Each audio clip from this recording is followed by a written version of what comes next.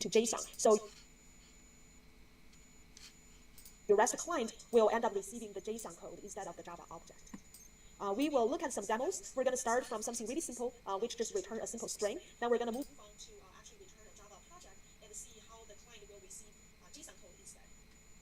We're also going to demonstrate there's another way you can actually configure your Spring MVC project instead of using the XML. We can actually use Java code to do all the configuration. Okay, now let's write some code. Open your Eclipse, and we're going to create a new project. So go to File, New, and instead of creating the Maven project, you want to select Create a Dynamic Web Project.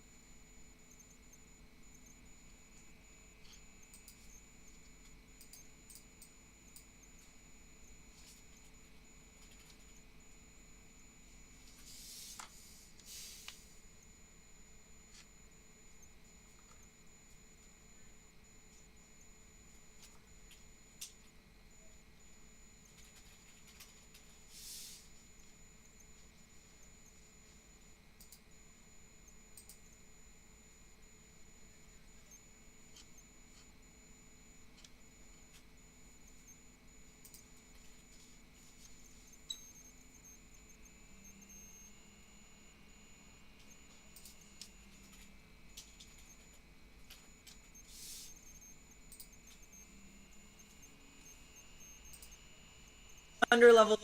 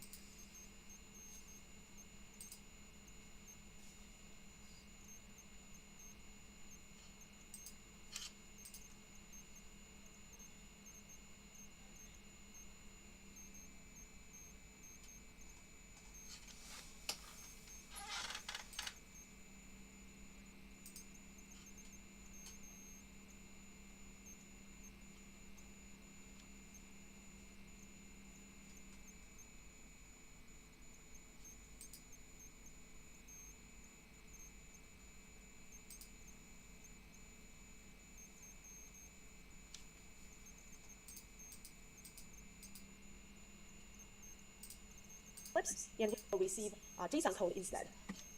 We're also going to demonstrate there's another way you can actually configure your Spring MVC project. Instead of using the XML file, we can actually use Java code to do all the configuration. Okay, now let's write some code. Open your Eclipse, and we're going to create a new project. So go to File, New, and instead of creating the Maven project, you want to select Create a Dynamic Web Project. And we're just going to call it REST Demo, REST-Demo, and just click on Next. Let's see. Next again. We don't really need the web.xml, so that's totally. Open your Eclipse, and we're going to create a new project. So go to File, New, and instead of creating the Maven project, you want to select Create a Dynamic Web Project. And we're just going to call it REST Demo.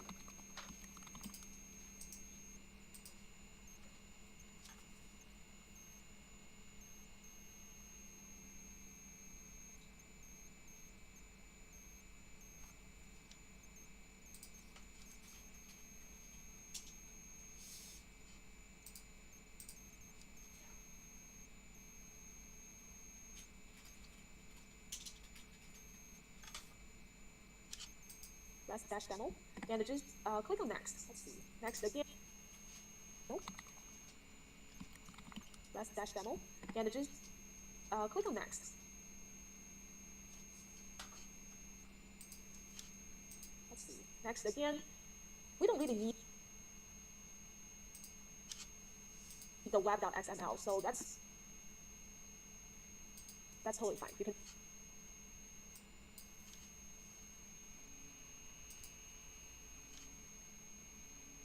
just click Finish, and you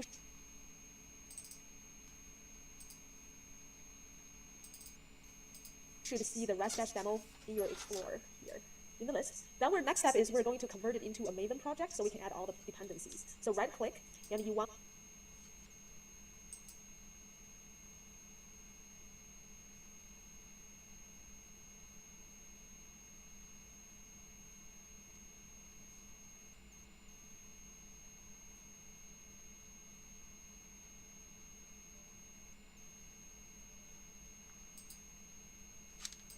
to select Configure, and in the list there is an option at the bottom says Convert to Maven project. So click on this one, and you can leave everything the way it is and just click Finish.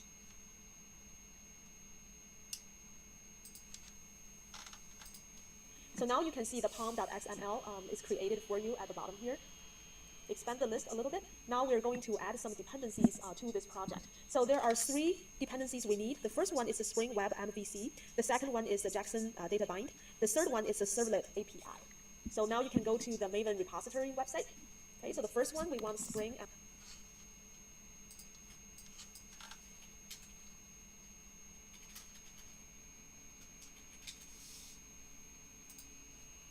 MVC.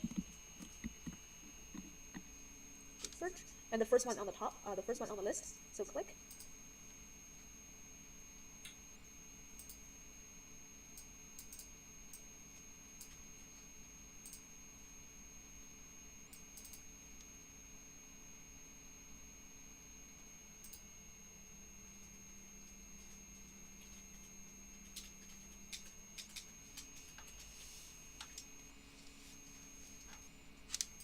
And copy this. And if you don't have any dependencies in your POM file, you will have to add the tag to say dependencies. And you will have to add the list of dependencies inside of those tags. Okay, format it a little bit and do a save. And the second one we need here is the Jackson data bind, the one on the top. Copy this one over right here. And the third one, the third one we'll need, where did it go? The third one we'll need is Servlet API. Right here. Oops, wrong spot. Okay, format this a little bit and do a save. So now we have all the Maven we have all the dependencies we need for our project. So you can right click, go to Maven and do an update project, and just click OK. All right, so now we added all the dependencies. The next step is, if you recall, in Learning Unit 3, we used the XML file. We created a Servlet XML dispatcher server to actually do the configuration for this project. Now we are going to use a different way. We're going to use a Java class to actually configure everything. So the little steps is actually quite simple. Only 2 steps you need to follow. The first one, you need to create a config class. And this class is basically just an empty class. It doesn't need to have any code or method in the class, but you need to add some annotations for the class. First one, you need to add the annotation to point out that this is for configuration. Then you need to annotate it to say, I want to enable web MVC. Then the third one, if you remember in our XML file, you always have to point out where to do the component scan. So the third annotation you want to add to the config class is a component scan. And it's the same step, you're going to point out the path, basically the package that will have the component. So you will add that one here. So that's the first step. Then the second step, you will have to create some kind of servlet initializer. So the dispatcher servlet initializer, you can call it anything you want. And this one actually extends or inherits from this abstract annotation config dispatcher servlet initializer. It's a very long name. But once you extend from this class, it's quite simple. It has several methods. You just need to override the methods. One you need to override is to point out what is the name of this config class you just created. And the second one